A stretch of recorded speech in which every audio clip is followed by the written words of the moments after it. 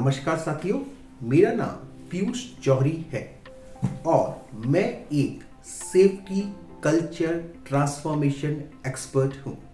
अपनी consulting profession के दौरान मैंने तकरीबन 500 प्लस साइट्स पर विजिट किया है, जो कि construction, power plant, oil and gas और मैन्युफैक्चरिंग सेक्टर में है।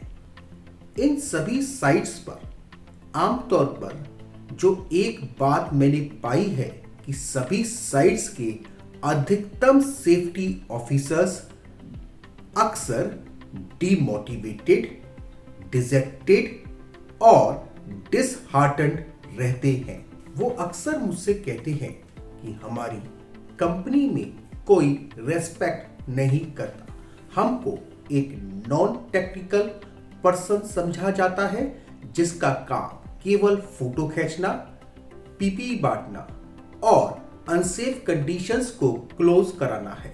वो कहते हैं कि हमें कंपनी में कोई सपोर्ट और रिसोर्सेज नहीं मिलते हैं, फिर भी हम एक वन मैन आर्मी की तरह इंडक्शन ट्रेनिंग भी करते हैं, सेफ्टी ऑडिट भी करते हैं, आईएसओ रिलेटेड काम भी करते हैं, लीगल कॉम्प्लायंस भी करते हैं, साथ ही साथ एसटीपी ईटीपी भी चलाते हैं। इसके बावजूद भी हमारा इंक्रीमेंट कंपनी में सबसे कम होता है।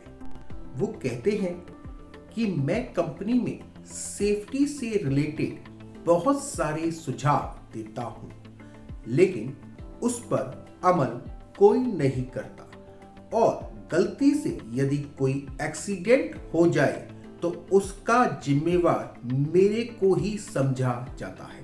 कंपनी में कहते सब है कि safety is our number 1 priority, but असल में प्रायोरिटी केवल प्रोडक्शन और प्रोडक्शन ही होती है।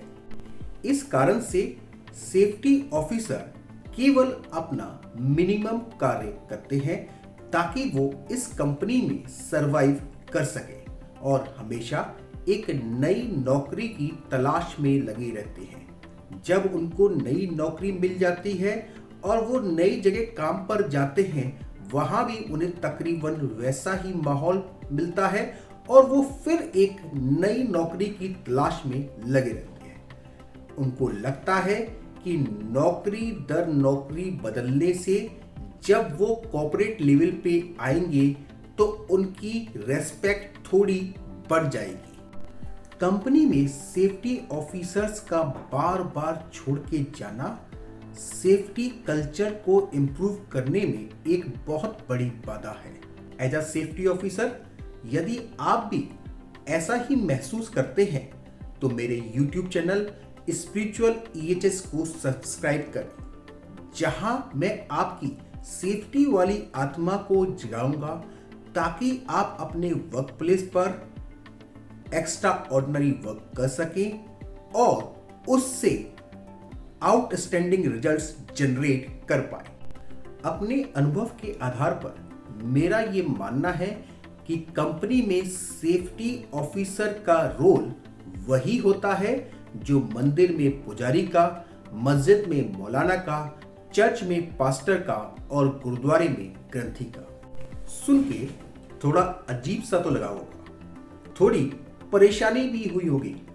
घबराइए मत, मैं आपको इसके बारे में विस्तार से समझाता हूं। चलिए मैं आपसे एक बहुत ही फंडामेंटल क्वेश्चन पूछता हूं। इज सेफ्टी अ वैल्यू और अ प्रायोरिटी? प्रायोरिटीज यानी प्राथमिकताएं अक्सर बदला करती हैं, जैसे महीने के आखिरी में डिस्पैच, कस्टमर कंप्लेंट आने के बाद क्वालिटी, सेफ्टी ऑडिट के दौरान सेफ्टी और कोई कस्टमर विजिट के दौरान 1S and 2S।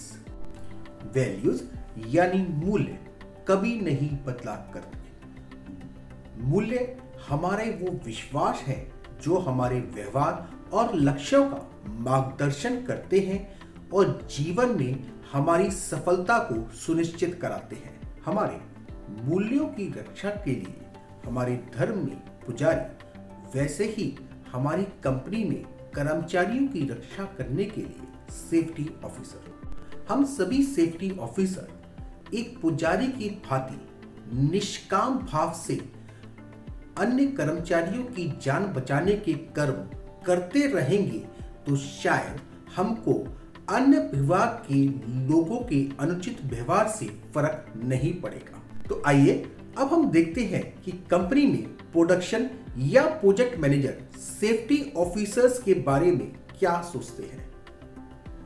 Production managers कहते हैं कि सेफ्टी ऑफिसर अक्सर ऑफिस में बैठकर डॉक्यूमेंटेशन का काम करते हैं ताकि ऑडिट वाले दिन वो उसको दिखा सके, जबकि हम सभी प्रोडक्शन वाले शॉप फ्लोर पर खड़े होकर कंपनी के लिए सेल्स में मदद करते हैं।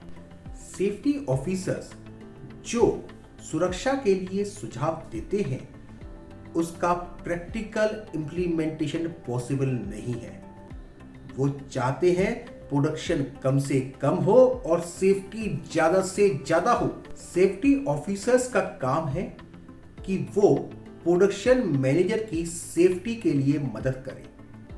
इसके विपरीत वो केवल इंस्ट्रक्शन देके चले जाते हैं और कहते हैं कि safety is a line management function.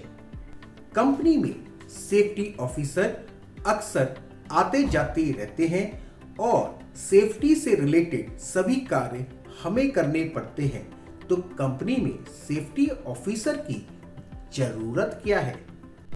तो मैं उन सभी लोगों से कहने चाहूंगा कि जैसे सृष्टि निर्माता ब्रह्मा जी ने पुजारियों को आशीर्वाद दिया हुआ है कि धरती पर पूजा के सभी कार्य पुजारी के द्वारा ही संपन्न माने जाएंगे, इसी प्रकार से हमारे कानून जैसे कि factory act, building act, mining act में कहा गया है कि सेफ्टी के सभी कार्य सेफ्टी ऑफिसर के अप्रूवल के बाद ही पूर्ण माने जाएंगे। इसलिए कंपनी में सेफ्टी ऑफिसर्स तो चाहिए ही है। कंपनी में सुरक्षा के सभी कार्य रेस्पेक्टिव डिपार्टमेंट यानी यजमान को करने हैं और सेफ्टी ऑफिसर यानी पुजारी केवल आपको विधि यानी प्रोसेस और विधान यानी स्टैंडर्ड और लीगल रिक्वायरमेंट बताएंगे। एक बार किसी कंपनी में मैं अपनी इस थ्योरी को एक्सप्लेन कर रहा था तो ऑपरेशंस टीम के व्यक्ति ने कहा कि हमें मालूम हो गया है कि जैसे मंदिर में पुजारी की जरूरत है वैसे ही कंपनी में सेफ्टी ऑफिसर की। तो अब हम दोनों मिलकर क्या करें जिससे हम सेफ्टी को और इम्प्रूव कर सके। तो मैंने उनसे कहा सबसे पहली बात तो कि उन्हें कंपनी के अंदर जीरो डिफेक्ट के साथ ज्यादा से ज्यादा प्रोडक्शन करना चाहिए ताकि वो सेफ्टी ऑफिसर्स की सैलरी जनरेट कर पाए।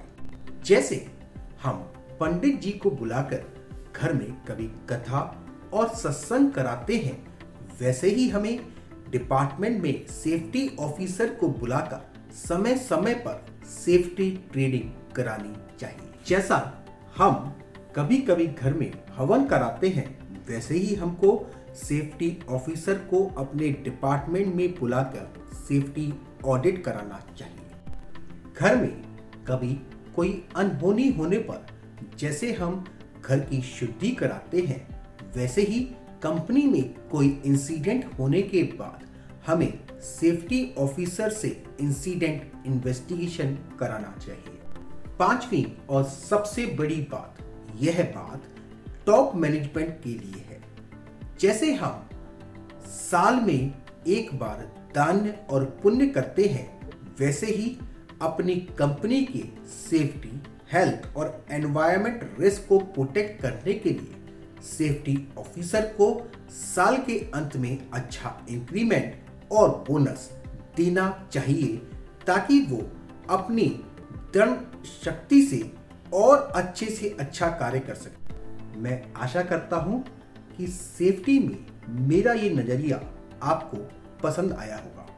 अपने अनुभव को व्यक्त करने के लिए मेरे चैनल स्पिरिचुअल ईएचएस को लाइक और सब्सक्राइब करें। इस चैनल पर मैं सेफ्टी के अपने नए अनुभव शेयर करता रहूंगा। आप मेरे नेक्स्ट वीडियो में देखेंगे कि सेफ्टी ऑफिसर्स को किस तरीके से अपनी रिसोर्सेज या रिक्वायरमेंट को टॉप मैनेजमेंट से मांगना चाहिए, जिसको वो बड़ी आसानी से अप्रूव कर देंगे।